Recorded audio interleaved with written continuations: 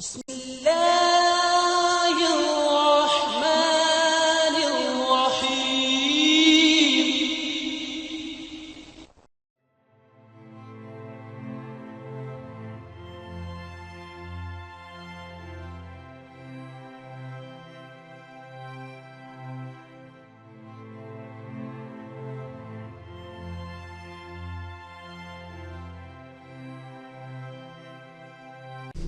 وَمِمَّا رَزَقْنَاهُمْ يُنْفِقُونَ، اور وہ خرچ کرتے ہیں اس رزق میں سے جو ہم نے ہی ان کو دیا تھا. کیا بات ہے، ساتھ ہی کہہ دیا کہ اگر کر رہے ہو تو کسی کو اکڑ نہ آ جائے، دیا بھی ہمارا ہوا ہے. اور اس میں یہ چیز بھی امپلائڈ ہے کہ جو شخص گاڈ کانشیسنس رکھے گا، تقوی رکھتا ہوگا نا، وہ جیب ضرور ڈیلی کرے گا. انسان جیب وہیں ڈیلی کرتا ہے، پیسہ وہیں پہ خرچ کرتا ہے جہاں اس کا کوئی مفاد ہو.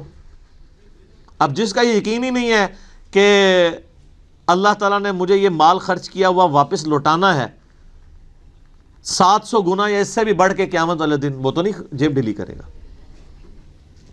تو قرآن میں آیا کہ اپنے دیے ہوئے مال میں سے جو اللہ نے تمہیں دیا ہے خرچ کرو. لیکن ہم لوگ لوگوں کے دیے ہوئے مال میں سے خرچ نہیں کرتے، اپنے اوپر لگاتے ہیں. یہ کچھ ہو رہا ہے. کتنے لوگ ہیں، ایک امام مسجد صاحب تھے، ان کا فون آیا ایک دفعہ اکیڈمی میں، کئی سال پہلے کی بات ہے. کہتے ہیں جی اس آیت نے میری زندگی بدلی ہے. کہتے میں نے جب قرآن ترجمے سے پڑھنا شروع کیا نا، تو میں جب اس آیت پہ پہنچا تو ادھر ہی میں رک گیا. میں نے کہا میں تو لوگوں کے دیے ہوئے مال کو اپنے اوپر خرچ کر رہا ہوں. تو قرآن تو کہتا ہے کہ وہ ہمارے دیے ہوئے مال میں سے اللہ کی راہ میں خرچ کرتے ہیں.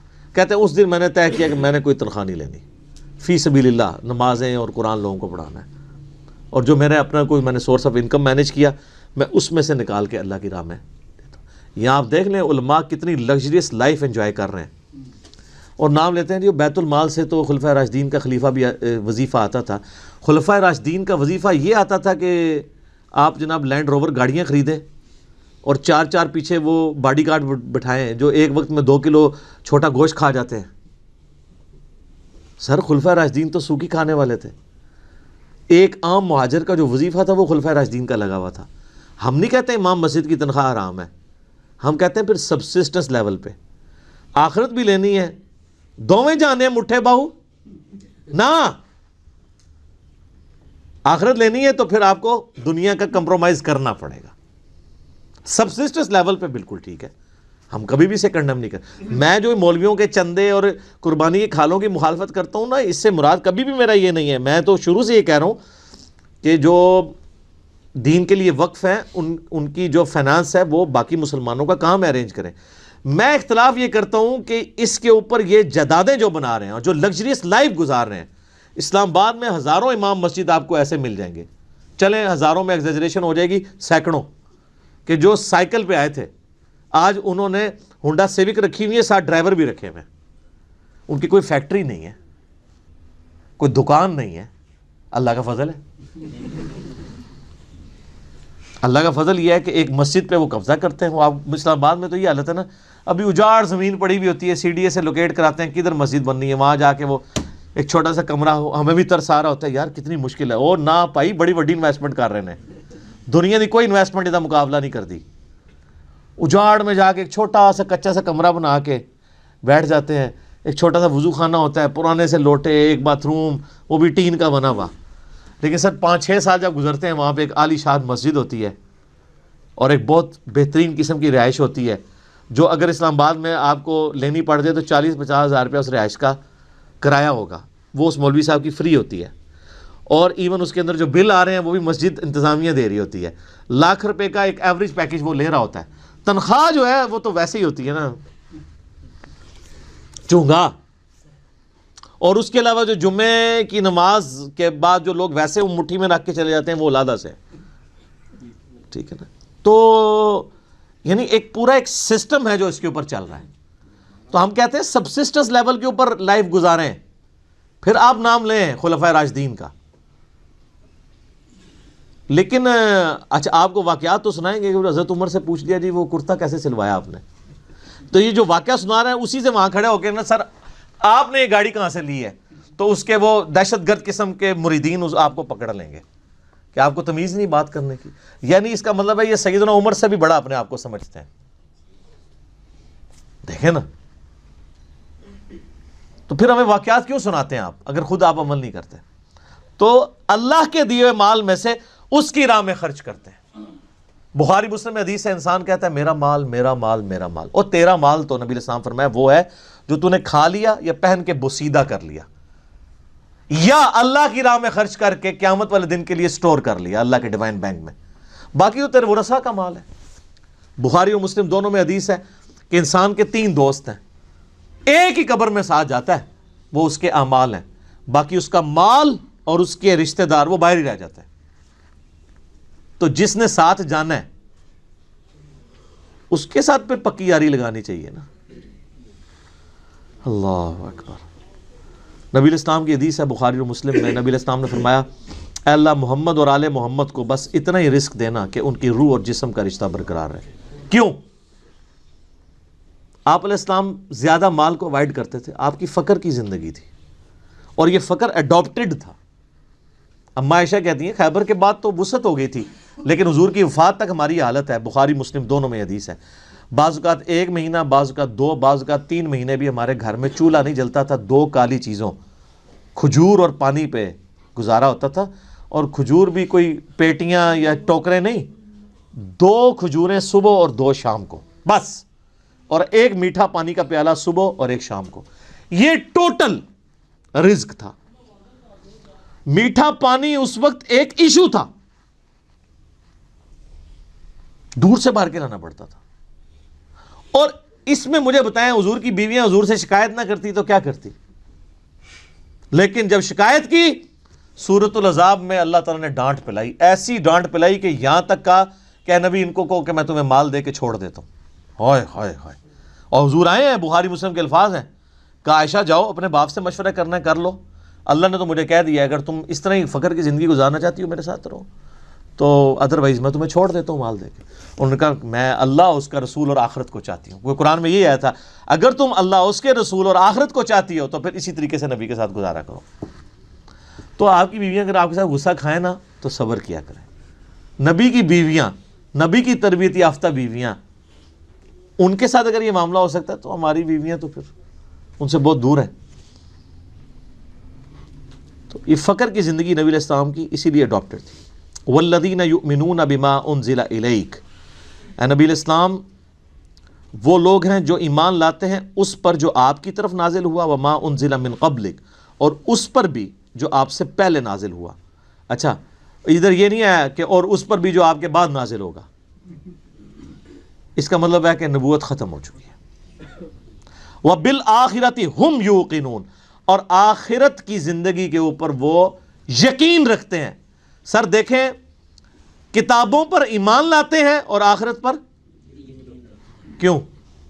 آخرت پہ ایمان لانا کافی نہیں ہے، یقین ہونا ضروری ہے۔ یقین نہیں ہوگا آپ کا قبلہ درست نہیں ہوگا۔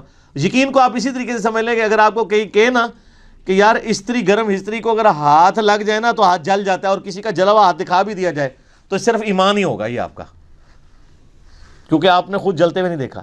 یقین کے لیے آپ کو استری کے اوپر ہاتھ رکھنا پڑے گا، گرم استری پہ، اس کے بعد جو آپ کو یقین آئے گا تو آپ ٹھنڈی استری کو بھی ہاتھ نہیں لگائیں گے، چیک کریں گے نا۔ تو یہ ہے یقین، آخرت کا یقین انسان کا قبلہ درست کرتا ہے، ایمان والا معاملہ۔ اچھا قادیانی اس کے اندر بھی جو ہے وہ 2 نمبری کرتے ہیں۔ وہ بالآخرۃ ہم یوقنون میں وہ کہتے ہیں کہ یہ جو آخرہ اس سے مراد ہے جو اس کے بعد نازل ہوا، حالانکہ وہ قرآن کے اسلوب میں بیٹھتا ہی نہیں ہے۔ ویسے کوئی بےمانی کرنا شروع کر دے علیحدہ بات ہے، وہ تو قرآن اپنے اسلوب میں بالکل کلیئر ہے۔ اب اس میں دیکھ لیں آپ، عقیدہ توحید بھی کلیئر ہے، عقیدہ رسالت بھی کلیئر ہے، کیونکہ آیا کہ ایمان لاتے ہیں جو تم پہ نازل ہوا، اور عقیدہ آخرت بھی۔ جو بنیادی اسلام کے 3 عقائد ہیں وہ سورہ بقرہ کے میں نے کہا تھا پہلے 4 رکوع جو ہیں نا وہ قرآن کی دعوت کا خلاصہ ہیں، آلموسٹ 40 کے قریب آیات، لیکن پہلی 4 آیات کے اندر ہی کتنی مضامین کی گہرائی موجود ہے۔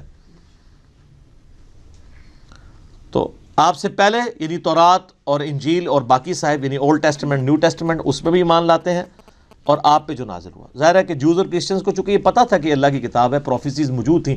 ایون آج کی آپ انجیل مقدس اٹھائیں جو انارکلی سوسائٹی، جو بائبل سوسائٹی جو ہے انارکلی لاہور، اس میں اولڈ ٹیسٹمنٹ، نیو ٹیسٹمنٹ اور صحائف جو ہیں وہ بنی اسرائیل کے پیغمبروں کے انہوں نے انجیل مقدس کے نام سے آلموسٹ اتنی والیوم کی ہے، لیکن وہ باریک رائٹنگ ہے، قرآن سے 3 گنا بڑی وہ کتاب ہے. آپ اس میں ابھی بھی آپ اولڈ ٹیسٹمنٹ میں تورات کے اندر چلے جائیں، ڈیوٹرانومی چیپٹر نمبر 18 کی جو ہے وہ آیت نمبر 18 پڑھ کے دیکھ لیں. اے موسیٰ علیہ السلام، میں تیرے ان کے یعنی امتیوں کے بھائیوں میں سے تیری مانند ایک رسول اٹھاؤں گا. تو وہ یعنی بنو اسرائیل میں سے نہیں بلکہ بنو اسماعیل میں سے. میں قرآن کے تعارف میں اس کے اوپر چونکہ بول چکا ہوں، آپ دیکھیں. اسی طریقے سے گاسپل آف جان جو ہے نیو ٹیسٹمنٹ میں، اس میں چیپٹر نمبر 15 سے لے کے 18-19 تک آپ کو نبی علیہ السلام کے علاوہ کے حوالے سے پروفیسیز ملیں گی حضرت عیسیٰ علیہ السلام کی کہ جی مجھے تم سے ابھی بہت کچھ کہنا ہے لیکن تم اس کے متحمل نہیں ہو. جب وہ دنیا میں ہستی تشریف لائیں گی، میں تمہارے آسمانی جو باپ ہے یعنی خدا سے یہ بات کروں گا کہ وہ ہستی تم میں آئے اور وہ تمہیں وہ چیزیں سکھائیں گی جس کے ابھی تم متحمل نہیں ہو. وہ اللہ تعالیٰ ان کے منہ میں اپنا کلام ڈالے گا. وہ اپنی خواہش نفس سے کچھ نہیں کہیں گی، وہ وہی کہیں گی جو اللہ ان کو وہی کرے گا. وہی جو ہم کہتے ہیں نا ما ینطق عن الہوی ان ہوا الا وحی یوحی. تو نبی علیہ السلام اور اس میں الفاظ ہیں کہ وہ دنیا میں میرا نام روشن کریں گی. حضرت عیسیٰ علیہ السلام کا نام پھر دیکھیں کیسا روشن ہوا ہے. ان کے اوپر جو جیوز نے تہمتیں لگائی تھیں وہ اس کتاب نے دور کی، اور کرسچنز نے جو ان کے نام پہ شرک کھڑا کیا تھا اس کو بھی دور کیا. تو حضرت عیسیٰ ابن مریم علیہ السلام اللہ تعالیٰ نے اس قرآن کے ذریعے ان کا نام دنیا میں روشن کیا. اسی لیے آپ دیکھیں اس وقت جو سب سے زیادہ نان مسلم ہو رہے ہیں نا وہ کرسچنز ہیں، کیونکہ مسلمز ہی اونلی بلیورز ہیں on the face of earth Christians کے علاوہ جو حضرت عیسیٰ کو پیغمبر مانتے ہیں. یہودی تو ان کو دجال کہتے ہیں نعوذ باللہ، اور وہ ایک مسیح کے انتظار میں ہے جو آ کے جا چکا ہے. اب جب دجال آئے گا اس کو وہ مسیح مان لیں گے، حالانکہ جو ان کی کتابوں میں مسیح تھا وہ عیسیٰ ابن مریم تھے جن کو انہوں نے انکار کر دیا. اور کرسچنز نے ان کے بارے میں ڈیوینٹی کلیم کر دی، کسی نے خدا کا بیٹا کہہ دیا اور کسی نے کہہ دیا یہ خود ہی خدا ہیں. اللہ تعالیٰ نے ان تمام نظریات کا رد اس کتاب میں کر کے حضرت عیسیٰ علیہ السلام کی صفائی پیش کی، صحیح عقائد بتائے، جوز کی غلطیاں ہائی لائٹ کی، کرسچنز کی وہ انشاءاللہ آگے شروع ہوگا. اب آگے جو ہے وہ انسانیت میں جو 3 گروہ ہیں ان کا ذکر آئے گا کہ یہ تو ایمان والے جو گروہ ہیں ان کے بارے میں، بلکہ ایک آیت اس کے ساتھ آپ اگر جوڑ ہی لیں تاکہ یہ مضمون مکمل ہو جائے. اگلی آیت جو ہے نا اولئک علی ھدی من ربہم واولئک ھم المفلحون، ایسے ہی لوگ اپنے رب کی طرف سے ہدایت پہ ہیں اور ایسے ہی لوگ کامیاب ہونے والے ہیں. یہ پہلی 5 آیات کے اندر اللہ تعالیٰ نے انسانیت کے پہلے گروہ کا ذکر کیا ہے جو ایمان تک پہنچے گا. اس کے بعد پھر کافروں کا ذکر آئے گا، پھر اس کے بعد منافقین کا. یہ 3 گروہوں کا ذکر آئے گا. آج ہم نے سورۃ البقرہ کی پہلی 5 آیات کے اندر ان لوگوں کو کور کر لیا ہے، اور اس کا پھر کنکلوژن بھی اللہ نے سنا دیا کہ کامیاب لوگ پھر یہی ہوں گے. ٹھیک ہوگا جی. سبحانک اللہم وبحمدک اشہد ان لا الہ الا انت استغفرک واتوب الیک. اللہم صلی علی محمد وعلی آل محمد کما صلیت علی ابراہیم وعلی آل ابراہیم انک حمید مجید.